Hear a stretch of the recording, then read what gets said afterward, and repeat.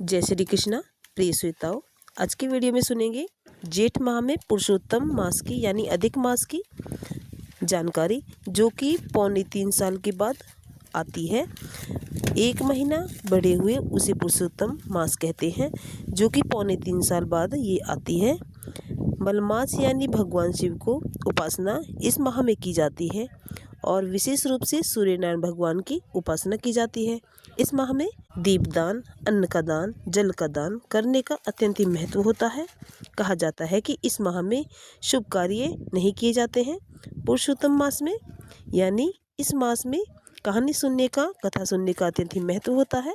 जेठ माह में धार्मिक कार्य किए जाते हैं, जो कि जब तब स्नान दान, दीपदान करने का अत्यंत ही महत्व होता है।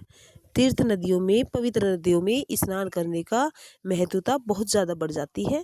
ये धार्मिक कार्य जेठ माह में अवश्य से करने चाहिए। जेठ माह में लौंद का माह भी माना जाता है।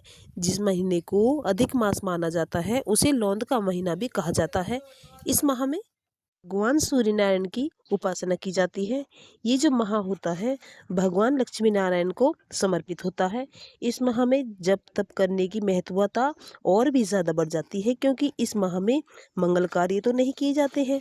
इस माह में शादी विवाह, नए घर में प्रवेश नहीं किए जाते हैं। इस माह में यानी मल मास के महीने में धार्मिक कार्य करने से सुख समृद्धि, वैभव, शांति की प्राप्ति होती है। पुरुषोत्तम मास में यानी अधिक मास में 33 दिन तक दान दक्षिणा देने का ब्राह्मणों को और उन्हें भोजन खिलाने का अत्यंत ही महत्व होता है।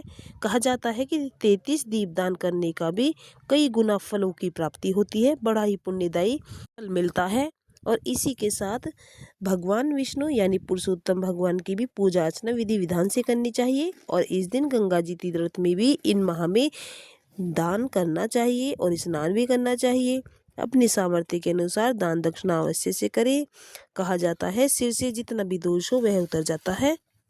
जेठ माह का अधिक मास यानी पुरुषोत्तम मास 17 मई से शुरू हो गया था और ये जो समाप्ति होगी 15 जून को साल 2026 में सोमवार के दिन पुरुषोत्तम मास की समाप्ति हो जाएगी। इस माह में जब तप स्नान दान करने का कई गुना अनंत फलों की प्राप्ति होती है। मास के महीने में भगवान शिव की उपासना करना भी विशेष महत्व है और इस माह में भगवान की उपासना करने से यानी श्री विष्णु भगवान माता लक्ष्मी की असीम कृपा प्राप्त होती है। ये जो महीना है भगवान लक्ष्मी नारायण को समर्पित होता है।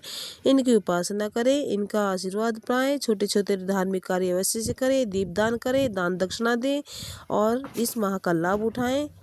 इसी के साथ अधिक मास यानी पुरुषोत्तम मास की जानकारी पूर्ण होती है। वीडियो पसंद आए तो वीडियो को लाइक करें, सब्सक्राइब करें, शेयर करें, कमेंट अवश्य करें।